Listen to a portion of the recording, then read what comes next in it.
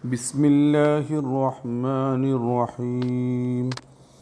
من كفر بالله من بعد إيمانه إلا من أكره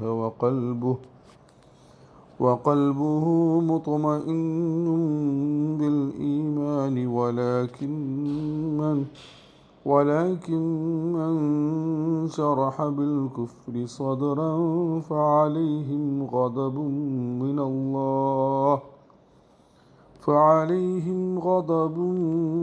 الله ولهم عذاب عظيم. പരമകാരുണികനും കരുണാവാരിധിയുമായ അള്ളാഹുവിൻ്റെ നാമത്തിൽ.